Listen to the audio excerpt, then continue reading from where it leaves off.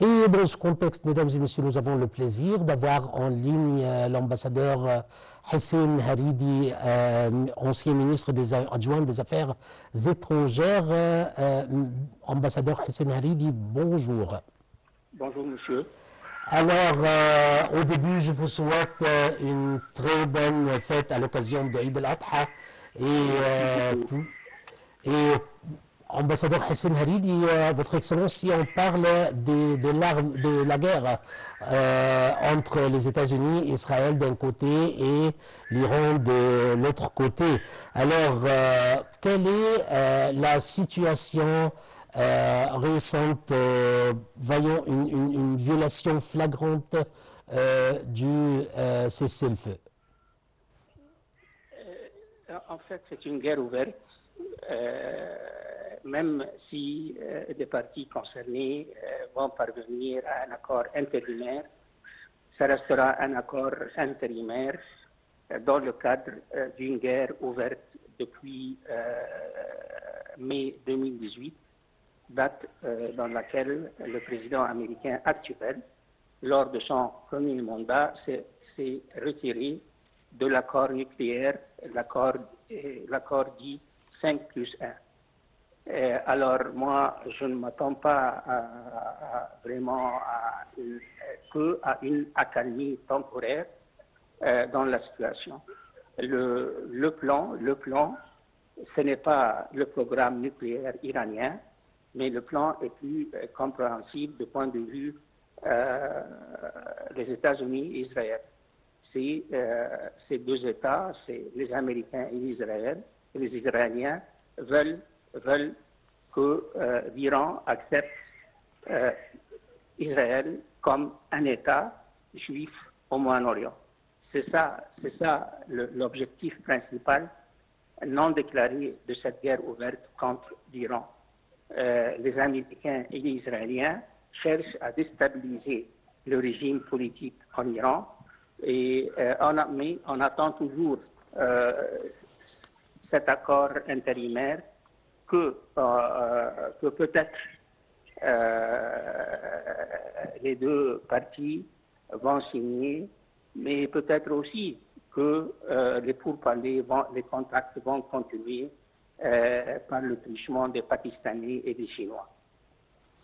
Votre Excellence, l'ambassadeur Hissène Haridi, alors si on parle des négociations ou les essais faits par toutes les parties pour apaiser la tension, alors comment évaluez-vous ces négociations, ces dernières négociations?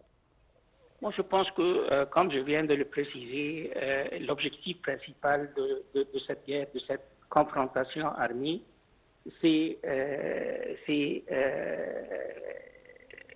que tous les pays du Golfe acceptent de joindre ce qu'on appelle les accords d'Abraham, c'est-à-dire que tous les pays du Golfe acceptent le principe d'une normalisation, d'une reconnaissance de l'État hébreu. Moi, à mon avis personnel, tant que nous n'allons pas parvenir, et je parle toujours du point de vue américain-israélien, tant que l'accord d'Abraham resterait limité à l'Émirat, le Bahreïn, et les autres pays du Golfe n'accepteraient jamais d'y joindre, je crois que la situation va rester la même, avec certainement toutes ces déclarations de contacts, toutes ces déclarations de la part des Américains qu'ils veulent parvenir à un accord avec les Iraniens et en même temps, les Israéliens disent que nous avons le droit de se défendre contre n'importe quelle menace. Alors, la situation au Moyen-Orient et dans le Golfe restera comme ça, sous haute tension, et on verra comment les Iraniens vont résister aux pressions américaines et israéliennes. Ambassadeur Hissène Haridi, vous êtes ancien ministre adjoint des Affaires étrangères. Je vous remercie infiniment pour votre intervention qui était vraiment effective. Vous souhaitons une excellente soirée. Merci. Mesdames et messieurs, on enchaîne tout de suite avec notre journal et les échanges de frappes entre la Russie et l'Ukraine qui se sont intensifiés ces dernières heures, touchant à la fois des zones portuaires en mer Noire et plusieurs régions du sud et de l'est de l'Ukraine, faisant des blessés et des dégâts matériels de part et d'autre, selon les autorités des deux pays. Plus de détails avec Shahinez Ismail. Le conflit entre la Russie et l'Ukraine connaît une nouvelle escalade marquée par des échanges de frappes dans plusieurs zones sensibles. Selon les autorités russes, des débris de drones